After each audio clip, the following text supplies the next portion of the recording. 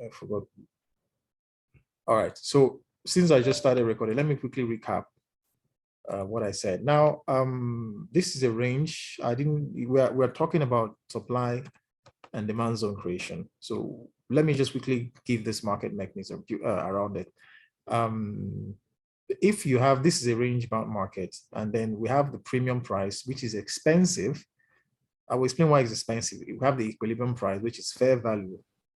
And then we have the discount pricing, which is cheap. Now you buy low and then you sell high.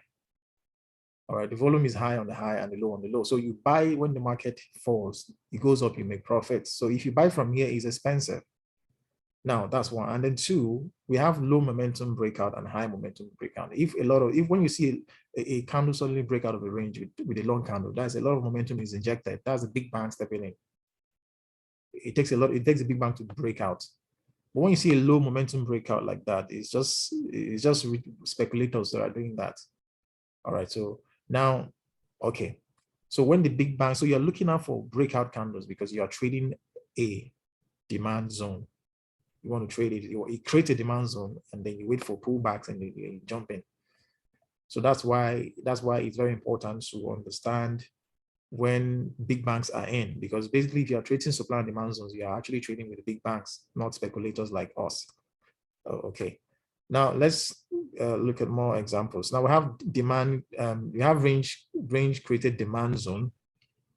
It means when the market is ranging, like I said, you know, this market makers create a low during the New York session, I beg your pardon, during the London session, and create a high during the New York session, and then during the Asian session, the market consolidates. They just make it consolidate. All right, so having that in mind, when we have this consolidation and suddenly it breaks out, let's say you're trading, if you're trading a New York or a London pair, we expect the market to consolidate in the midnight during the Asian markets. So we have this and then you have this breakout, and divide it, the range into two, and then the market pulls back and it goes up.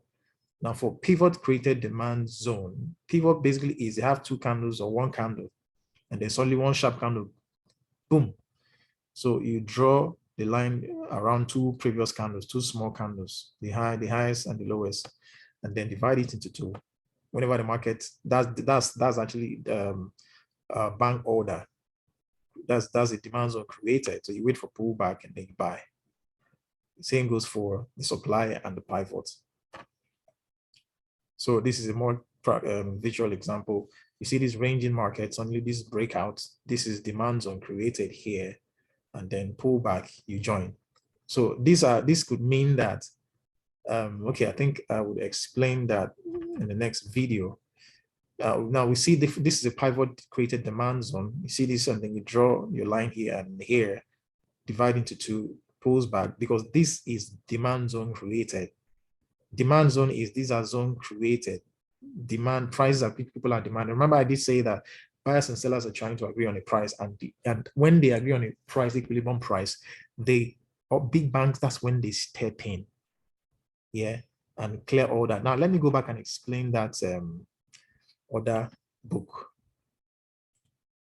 Now, for the purpose of people who are just because I'm just recording now, this is an order book. This is what the big banks used, you know, before the softwares were broadcast, before they released softwares and started exporting brokers. A lot of Wall Street traders left Wall Street, opened brokerage firm, and then started recruiting people to export wrong principles and ideas, principles such as patterns, you know, head and shoulder and patterns and all of that, and teaching people indicators from generation to generation, from decade. Now, what you know about RSI 10 years ago is still the same thing today.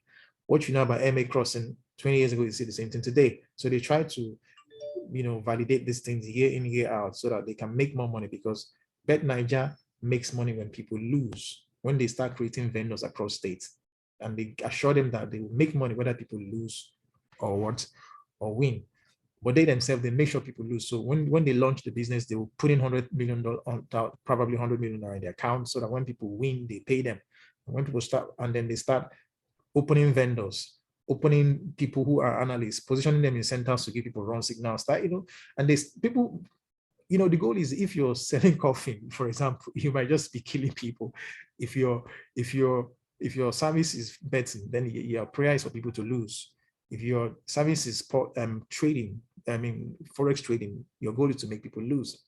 Now, because you have to pay people when they trade. But in this case, you're not necessarily paying people because we have exchanges going on. People are exchanging and making money over differentials.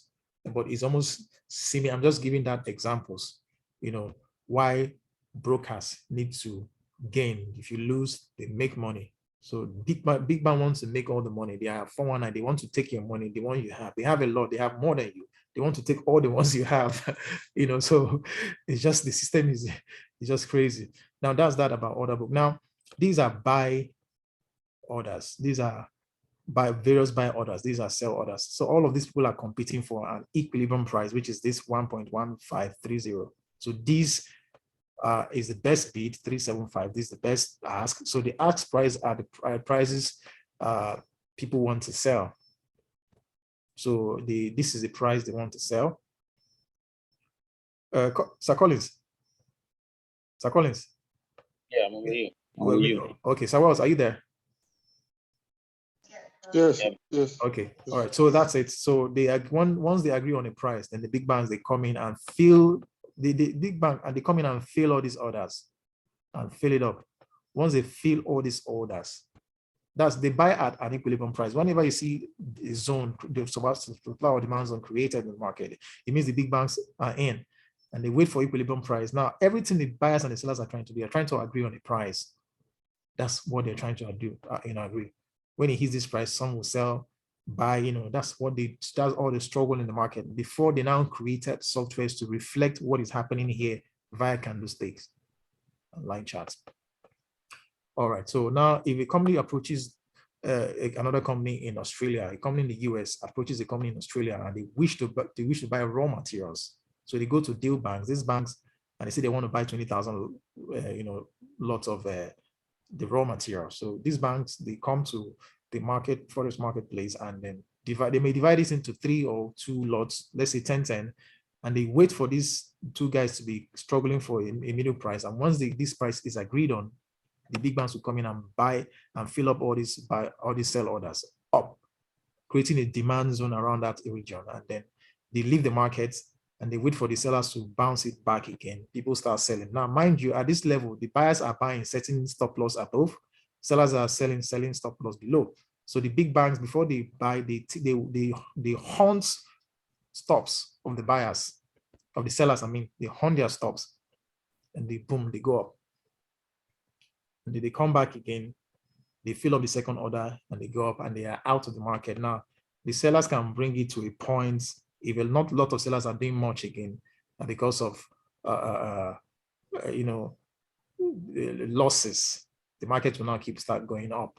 So there's a need to understand market sentiment as well. When you lost several times, you can see that the sell market will start reducing. People will start buying, obviously, and the market will start trending up. All right, and many years later, they release a software where people can now, speculators like you and I, can now interact with the Forex Interpol and make money from it. Of course, you need to have $20,000 and above to enter this market Interpol. So brokers loan you money, and then when you're signing up, you see leverage 1:500. All right, means if you have $10,000, they give you ratio 500. That's times 500, because you need a lot of money to trade the Forex.